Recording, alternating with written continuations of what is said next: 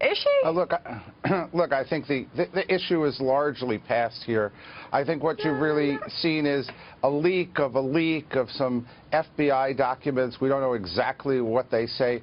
We know that Powell did send an email saying that he did use, at least some of the time, his personal email. So just to be clear what he has said here, anywhere. Mark, and I'm sorry, because I know that you and some others on your side, they say people are making too big of a deal out of this. But there are some lingering questions, because Colin Powell is saying she had already been using that private email for a year before he ever penned a note to her about it.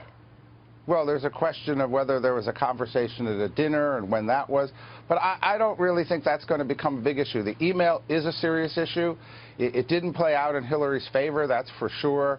But it's really not going anywhere any further than it has. Or Mark, the American people, if you consider that posed, a potential risk, a security threat to our country and to those that are fighting for us overseas. But moving on, Mark, how would you describe the state of Hillary Clinton's campaign right now?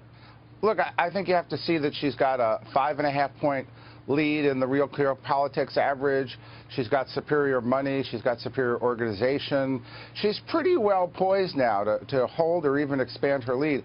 I think you look at this campaign as in the last couple of weeks, people really rejected Trump, found him to be unacceptable.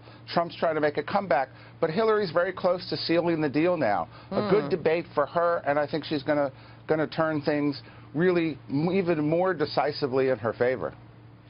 Good morning, Mark. This is Morgan. You know, I'm sorry to go back to the email scandal, but what drives me crazy about this is that it's the Clinton campaign that's keeping this story alive. It was her campaign manager that was accusing Colin Powell this weekend of the story. It's Hillary Clinton herself who comes out and keeps defending herself on what the FBI investigators said about her. So, you know, you often hear from campaign surrogates that the media is keeping the story alive, but every time I turn around, it's Clinton and her campaign manager and her surrogates that keep it alive.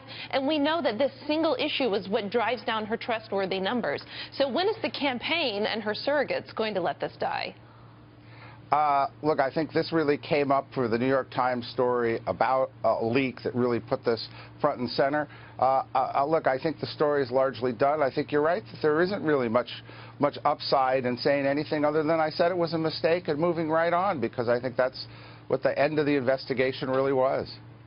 Why isn't, Mark, it's Dagan McDowell, with all the money that she spent on advertising compared to Donald Trump, who just finally started running ads in 5 swing states on Friday, why isn't she further ahead, given his foibles, his troubles, and the amount of money that she's been throwing at this? Doesn't it speak to potential weakness in her campaign? Well, look, I do think, as I said, it's a two-step process. I think you really saw rejection of Donald Trump as a potential president following the 2 conventions. I think that she's going to get more and more clarity about people being really comfortable. Remember, I've always said the deciding voters here right now don't like either candidate. I think Hillary's got to change that. I think she's on the verge of changing that, because Trump really has set the wrong tone following the conventions, even though he's trying to make a comeback now. All right, so, and I want to get to this first. Today marks 262 days since Hillary Clinton held a news conference. I know, Kevin, you've been talking about this morning.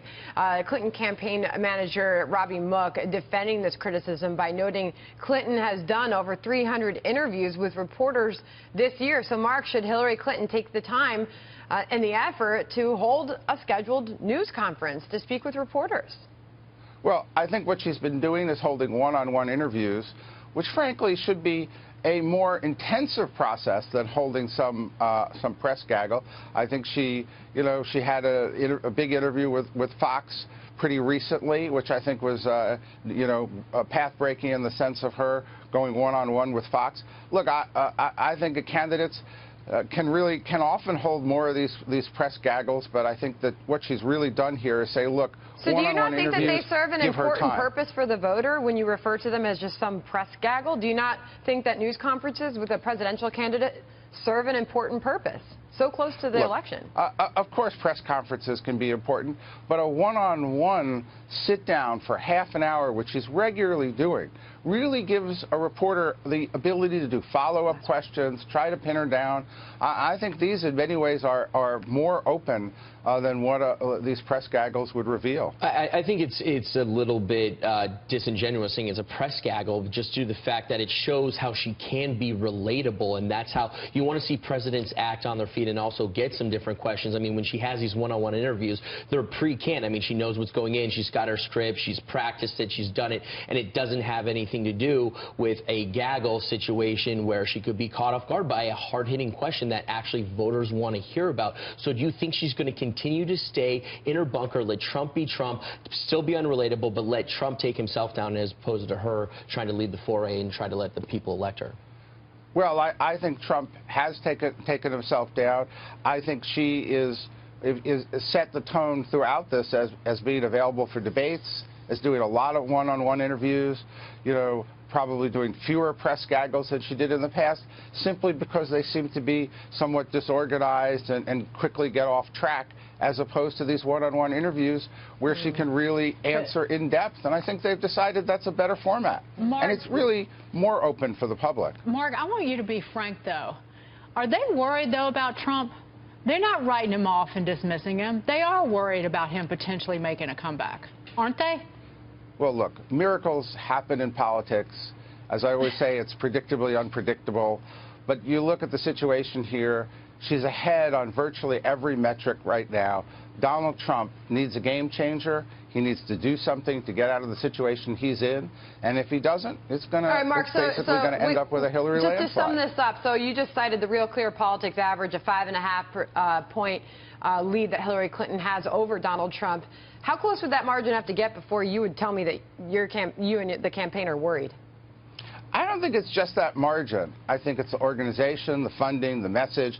Look, they're going to Ohio today, I think, and does Donald Trump have the support of the governor of Ohio? No. Does he have the infrastructure? Does he have a united party? I mean, you really, when you're projecting forward, you look at today's poll averages, but you look at the capabilities of the campaigns. All right.